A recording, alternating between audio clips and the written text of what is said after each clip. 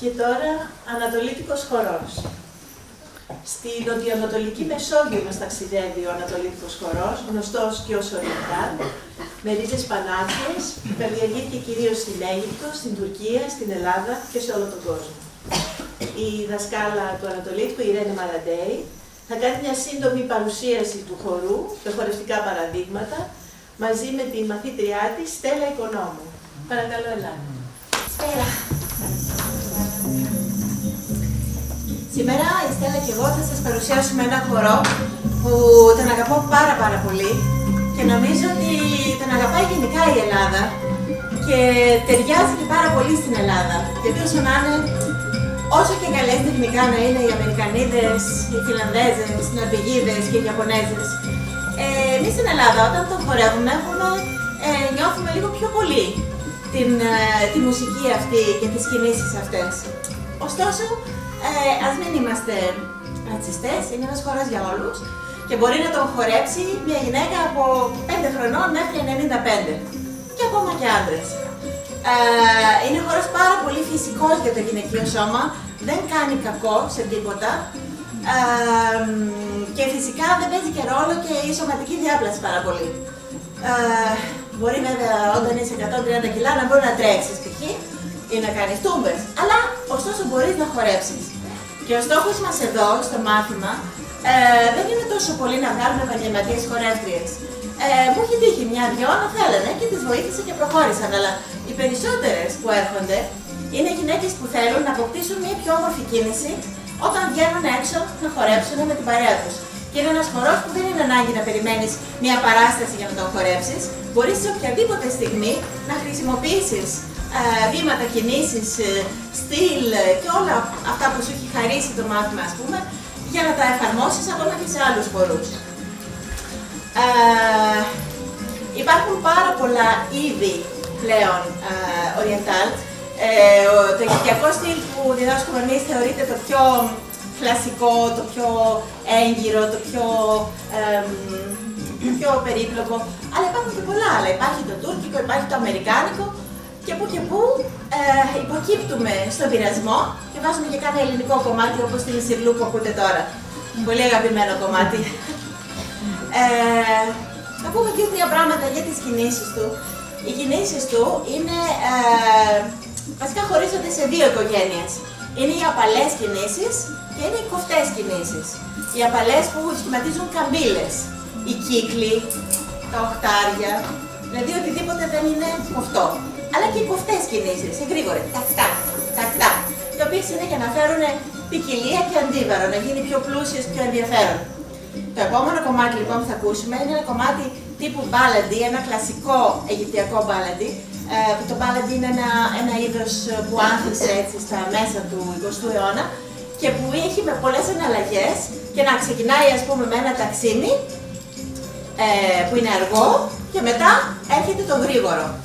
Οπότε στο γρήγορο, στο ρυθμικό μάλλον, όχι στο γρήγορο, στο ρυθμικό αναλαμβάνει η λεκάνη και η γοφή να χτυπήσουν το ρυθμό και να ακολουθήσουν το ρυθμό της μουσικής. Θα το δούμε λοιπόν αυτό. Αβάντι μαέστρο, μουσική παρακαλώ, το κομμάτι, το μπάλαντι. Θα δείξουμε τώρα ό,τι μας έρχεται, έτσι, ότι μπορεί να κάνει κανείς αυτή τη μουσική. Εγώ δεν το κοιτάω, ότι μπορεί πλάκα-πλάκα να κάνουμε και τα ίδια, χωρίς να το θέλουμε.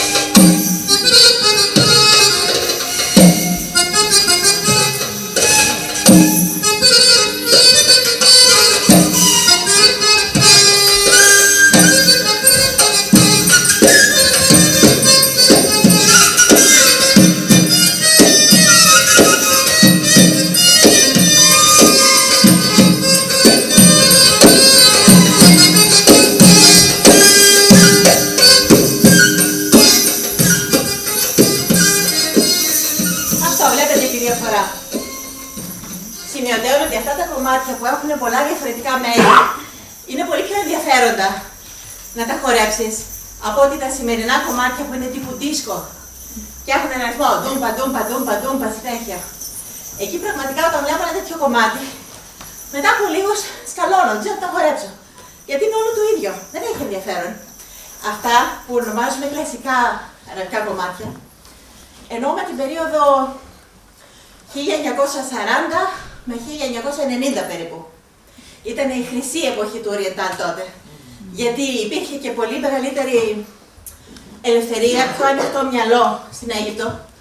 Δεν ήταν όπως τώρα που έχουν έρθει με αδέρφια μουσουλμάνοι και μαντήλες και τα αυτά. Και έτσι ο χορός πραγματικά άμφιζε και στον κινηματογράφο και στα νυχτερινά κέντρα και στους γάμους, όπου οι χορεύτριες ήταν καλοδεχούμενες πάντα στο γάμο, γιατί ήταν σύμβολο γονιμότητας. Καταρχήν μπορεί και για να φέρει έτσι μια καλή διάθεση στο γαμπρό για μετά, αλλά και γενικότερα ως ευλογία. Ναι, θα δείτε, ο γαμπρός και η νύφη κάθονται σε δύο θρόνους. Και η κακομοίρα η νύφη όλο το βράδυ δεν χορεύει καθόλου, κάθεται και βλέπει. Αλλά υπάρχει μια χορεύτρια πάντα. Και μπορεί να χορέψει και η μάνα της νύφης και η πεθερά.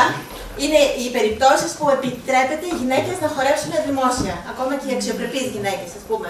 Γιατί οι χορεύτριες δεν θεωρούνται πολύ αξιοπρεπείς στην Αίγυπτο, αλλά αυτή είναι μια άλλη ιστορία. Έχουμε λοιπόν διάφορα είδη χορού.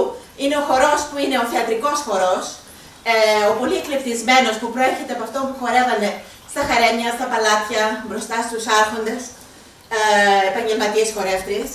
Υπάρχει ο χορός που χορεύουν οι γυναίκες στα σπίτια τους, όταν βρίσκονται μεταξύ τους, όχι μπροστά σε άντρες, μεταξύ τους, που βγάζουν τις αναστολές. Μπορεί κάποια από αυτές να παίζει και ένα τουμπελέκι, να τραγουδάει ή να βάλανε ένα ραδιόφωνο ή ένα CD και χορεύουν μεταξύ τους. Και υπάρχουν και τα πανηγύρια, όπως έχουμε εμείς τα πανηγύρια των Αγίων, έχουν εκεί τους σούφιδες, ας τους πούμε έτσι, φωτισμένους ανθρώπους που τους κάνουν πανηγύρια πάλι. Και εκεί πάλι χορεύουν, έχουν πάγκους, έχουν φαγητά, έχουν τα πάντα. Στους γάμους όπως είπαμε, αλλά και στις τελετές περιτομήσεις. Που είναι όπως έχουμε εμείς τα βαφτίσια για τα παιδάκια, αυτοί έχουν την τελετή περιτομής. Τα κακόμοιρα. Λοιπόν, και υπάρχει και η παραδοσιακή μουσική. Σε αυτή τη μουσική είδατε όργανα τα οποία δεν είναι ακριβώς αραβικά. Όπως εμείς έχουμε πάρει το βιολί, έχουμε πάρει το κλαρίνο και το έχουμε κάνει παραδοσιακό ελληνικό, έτσι έκαναν και οι Άραβες. Γιατί η Αίγυπτος δεν ήταν σε ένα κενό. Ήταν ειδικά στα πρώτα μισό του 20ου αιώνα, ήταν εκεί πέρα. Άγγλοι, Γάλλοι, Ιταλοί, Έλληνες, όλοι αυτοί με τη μουσική τους, με τα τραγούδια τους. Μετά τον πόλεμο άφησαν μουσικά όργανα. Και έτσι οι Αιγύπτιοι υιοθετήσανε και το βιολί και το κλαρίνο, το σαξόφωνο και το ακορντεόν. Και τα ακούσατε τώρα. Το επόμενο κομμάτι μας όμως είναι ένα κομμάτι Σαΐδι, από το Ελ Σαΐδ, που είναι στην Άνω Αίγυπτο. Η Άνω Αίγυπτος, άμα τη δείτε στο χάρτη, είναι κάτω, είναι προς τα κάτω, νότια. Τη λένε Άνω όμως γιατί σκέφτονται τον Νείλο. Ξεκινάει από Άνω και πάει κάτω προς τη θάλασσα, δηλαδή προς τη Μεσόγειο. Στο Ελ Σαΐδ υπάρχει μια πολεμική τέχνη που τη λένε ταχτίμ, και η οποία είναι με μπαστούνια από καλάμια, θεόβαρα και τεράστια. Αυτό εδώ που βλέπετε δεν είναι τίποτα. Αυτά είναι τόσα και τόσα από το συμπάθειο, δηλαδή σπάνε κεφάλια. Και όπως είπε Καπουέρα, έτσι και το ταχτίμ γίνεται με συνοδεία μουσικής. Έχει αυτό το χαρακτηριστικό. Οπότε τι είπαν οι χορεύτριες, εσείς αυτό το έχετε για φωνικό όπλο και σπάτε τα κεφάλια σας. Εμείς θα το πάρουμε το μπαστούνάκι και θα κάνουμε χαριτομενιές και χορό. Ένα τέτοιο μικρό δειγματάκι θα μας χορέψει η Στέλλα τώρα. Παρακαλώ, μαέστρο, το Σαΐδι.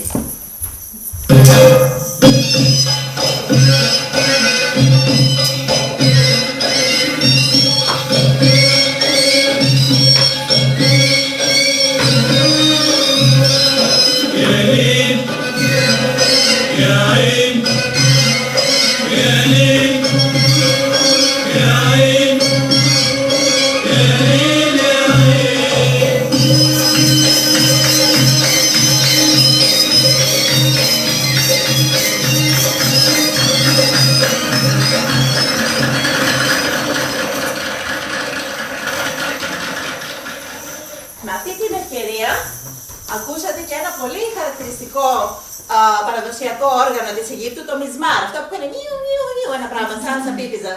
Νομίζω ότι είναι κάπως συγγενικό με το ζουρνά το δικό μας. Και είναι χαρακτηριστικό του Σαΐντι. Ένα τέτοιο κομμάτι, ας πούμε, να το παίζανε στα παλάτια και στα χαρέμια, εκεί θα είχαν τα πολύ πιο ούτι, ας πούμε, που είναι το θεωρείται εκλεπτισμένο όργανο. Αυτό που λέγαμε για τις επιρροές τώρα. Όπως επηρεάστηκαν από τη μουσική τη δυτική και τα όργανα, επηρεάστηκαν και από το χορό που βλέπανε. Από τις ταινίες του Hollywood, από το μπαλέτο, από τον εκφραστικό χορό εκείνης της εποχής, σαν αυτό που είδατε πριν, τον ελεύθερο σύγχρονο χορό. Και εκεί έρχεται και η χρήση του πέπλου, η οποία είναι δυτικό πράγμα, ας πούμε, το οποίο το υιοθετήσαν οι χορεύτριες. Θα δούμε λίγο έτσι, συνήθως το χρησιμοποιούν το πέπλο για να κάνουν την είσοδό τους, να χαιρετήσουν, ας πούμε, το κοινό και καμιά φορά και έναν, όταν είναι σε μια σκηνή. Δηλαδή, πέπλο δεν θα δει κανείς ποτέ, ούτε στα πανηγύρια, ούτε στα σπίτια μεταξύ των γυναικών. Είναι για τη σκηνή. Όπως και οι μεγάλες κινήσεις, που είναι λίγο εμπνευσμένες από δυτικούς χορούς και έχει γίνει ένα μικρό κράμα. Τίποτα δεν είναι 100% pure, ας πούμε. Όλο και κάτι βάζουν. Λοιπόν, ένα κομματάκι πέπλου, το οποίο δεν είναι αραβικό, είναι fusion. Είναι του Ραούλ Φεράντο, για να ξέρετε. Πάμε.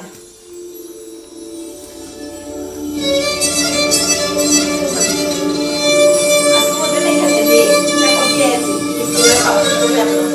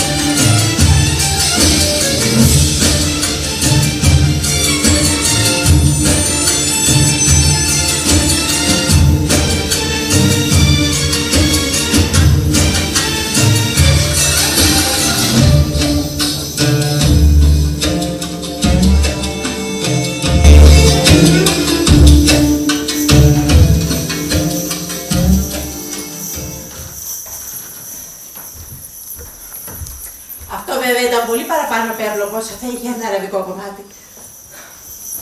Αχ, κάλυψα. Ουγγαρέχεται μόνο. Έχουμε και μια ηλικία. Λοιπόν, συνήθως τα αραβικά κομμάτια έχει ένα μικρό κομματάκι πέπλο, μετά το πετάει και αρχίζει να χορεύει. Ένα πολύ χαρακτηριστικό μέρος των αραβικών κομματιών και των τουρκικών είναι το λεγόμενο τάμπλα σόλο ή σόλο τάμπλα. Τι είναι η τάμπλα?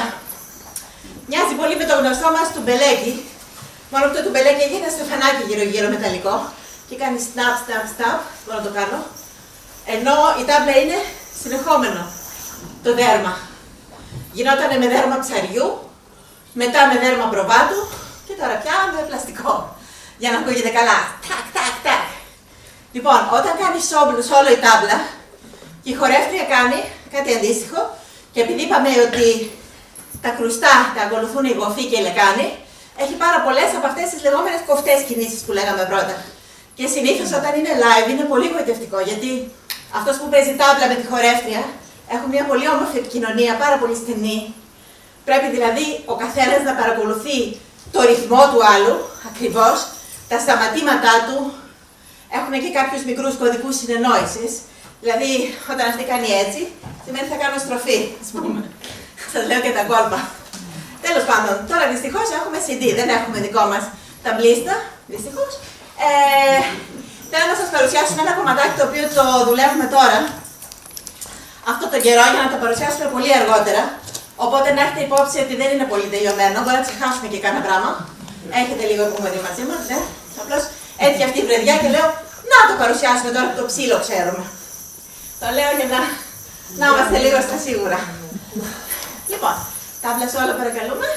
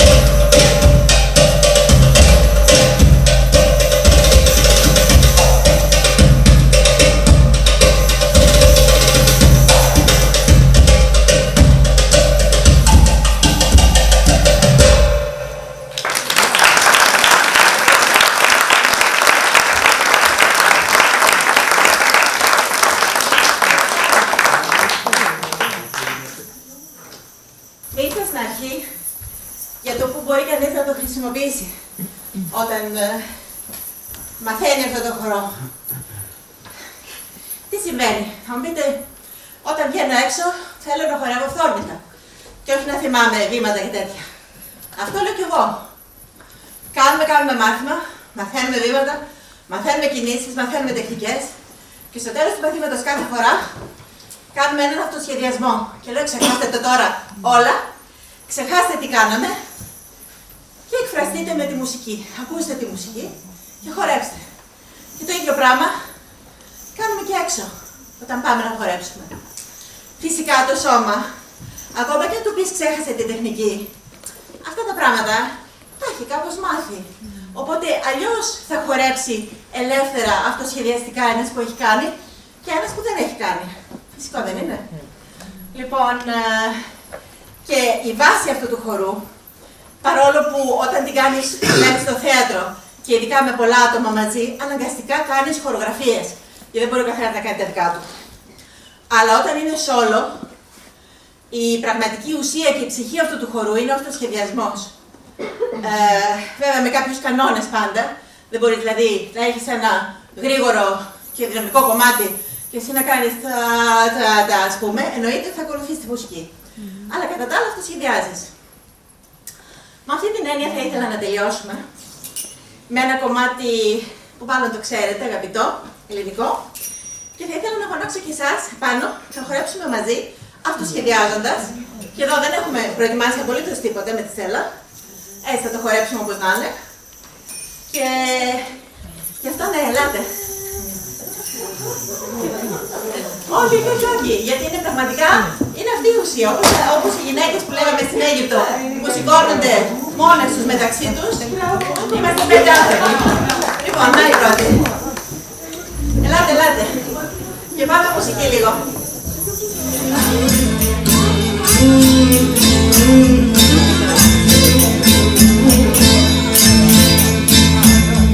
Γλυκιά σαν μέλι που η καρδιά σου αγάπη θέλει. Μη μου κακιώνεις για λέλη, λέλη, για λέλη,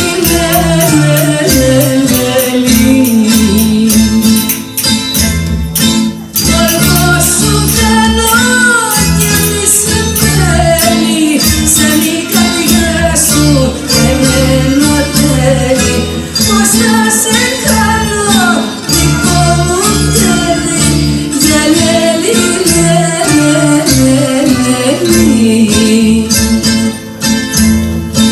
Αμάν, αμάν, γιάλα, έλα ραπίνα μου κάνεις πετσακιάλα. Αμάν, αμάν, γιάλα,